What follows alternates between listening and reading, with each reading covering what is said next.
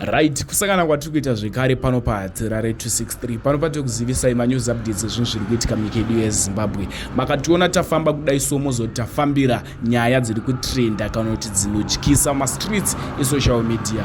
Makadii? Tiripo makadii? Tiripo. Ya, inini zitandoitwa Tirari.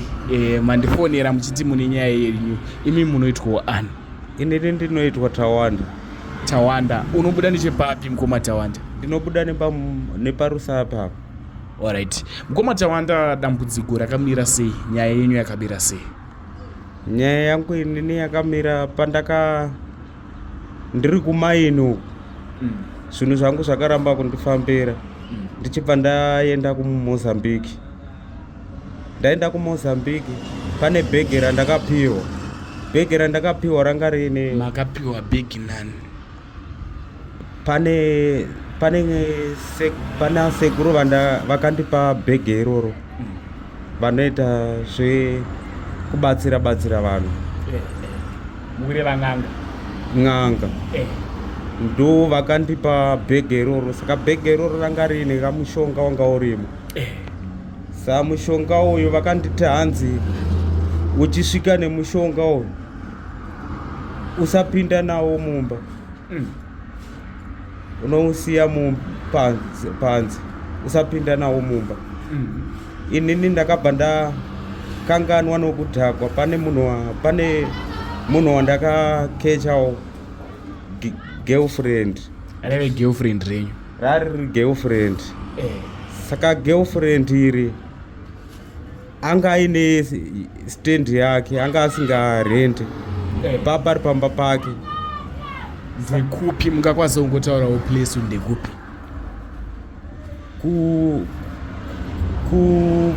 Kuinyanga.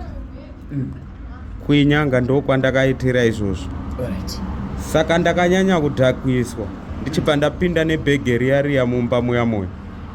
Ndine mubvunzo ipapo mukoma wangu. Bhegi raive nei? Maifamba naro riinei?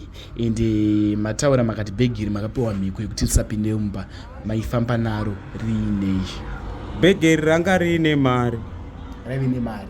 Rari nemari bhegi iri. Saka mari yandandinayo iyo yanga yakawandisa. Saka munhu uyu ndakadanana naye aona kuti ndava nemari. Aona kuti ndava nemari ndo pandakabva ndangomujumawo. Chibva tangowirirana. Ndarara naye. Tapedza madhiri atakaita. Ndichibva ndabuda ndichibva ndaenda kubasa. Ndichiri ndine bhegi riya. Ndichinovhura bhegi riya ndasvika kubasa. Ndakaona mubhegi musina chinhu. Asi maine mari? Muine mari. Maona bhegi risina chinhu, makaita matanho api? Ndakabva ndafonerwa naye zvikanzi dzoka kunoku mashura rudzi yauri kundiitira. Ndikati zvikanzi dzoka kunoku. Achibva anditi hanzi pane nyoka iri yakandimonera, ndiri kuona kunge iwewe. Asi ndazoramba ndakatarira ndazoona kuti hausiriwo, inyoka. Saka uya kunoku, svika kunoku tidi uone zviri kuitika. Ndichibva ndasvika ndichibva ndawana akamonerwa nenyoka iyayi. Ndo pandakabva ndaenda kune vanobatsira. Vanobatsira vaya vakazvitadza vese. Saka inini ndandati kana vemuZimbabwe tiri ipapo, musati makumbira mhuri yeZimbabwe rubatsiro, makambozamawo ere kudzokera kun'anga yenyu iyaiya yakakurombesai yekumoza kuti aiwa ona zvazoita chinhu chako chapanduka kuita nyoka chamonera vagirlfriend? Makambodzokerera? Ndakadzokera vakanditi zvinhu izvozvo hazvichagadziriki. Saka inini ndakabva ndatanga kutsvaga vanokwanisawo ndibatsirawo. Zvane nguva yakareba sei zvaitika? Zvane 2 weeks. Nyoka iriko? Iriko. Girlfriend iriko? Girlfriend riripo. Saka nyoka iri kutogara murumu pamba pegirlfriend? Iri kutogara murumu pamba pegirlfriend. Saka ari kunditi uya ubvise nyoka yako. Alright. Sorry nekudzoka kumashure mukoma wangu.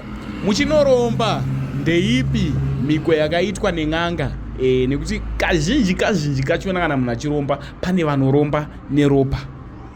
Ndezvipi zvamakaita? ndakadzikisirwa makore, ndasara ne5 years. Saka 5 years dzandasara nadzo idzodzo, saka ndaichitsvaga rubatsiro kuti veZimbabwe mukwanisewo kundibatsirawo kana paina anozvikwanisa. Alright. Saka kune varada kuromba ukuku murada kuvati chii sezvo zvenyu muri pamatambudziko? Zvinhu zvacho hazvisi right. Zvinorwadza. Zvinorwadza zvokuti ndikawana anokwanisa kundibatsira ndife ndakaita izvozvo. Alright. Saka muri yeZimbabwe, mukoma wangu sorry, kuchiritori nevanhu vanotorombesa zvechokwadi kunze? Variko vakawandisa. Asi zvakashata. Right.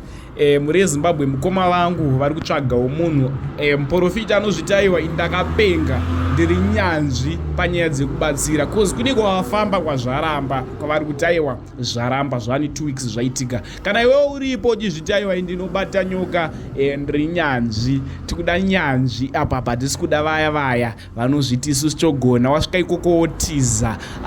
Tikuda nyanzvi inobatsira. Saka zvandichaita inini sahatirare, ndichaisa nhamba dzangu pascreen. Kana uchizviti wakapenga uri free kundibata pascreen tocommunicate. Ndaona ndakaisa mukoma vangu avava, vamwe vanhu vachavabata vachida kuromba. No, hatisi kukurudzira kuromba. Kazhinji kachona takaona tunoita disadvantages yekuti takaposta nhamba dzemunhu akasangana nedambudziko aita chinhu chakashata, vanhu vanomhanya kwavari vachikumbira nhamba vachiti toda kuromba, toda mari iri fast. No, hatisi kuita izvozvo. Saka tikutsvaga n'anga, maprofita vari kuzviti isusu tinogona kunobvisa nyoka iyoyo. Asi mukoma, muri willing here kubhadhara vanhu vachabvisa nyoka iyi?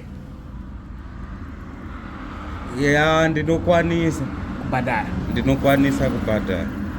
Alright. Saka mazvipira kuti totsvaga edu anobatsira? Ndazvipira. Alright. Saka makapfeka zvinodhura kapa handizvo? Handizvozvo kungodai nokudai. Saka mari ichiri kubatika here kubva zvaitika izvizvi? Zvinhu zvakatondiomera izvezvi, haisi kubatika izvezvi. Girlfriend riri kunetsa. Apo pasara 5 years dzekurarama? Kwangosara 5 years, totongoti pamwe dzatosara 4 because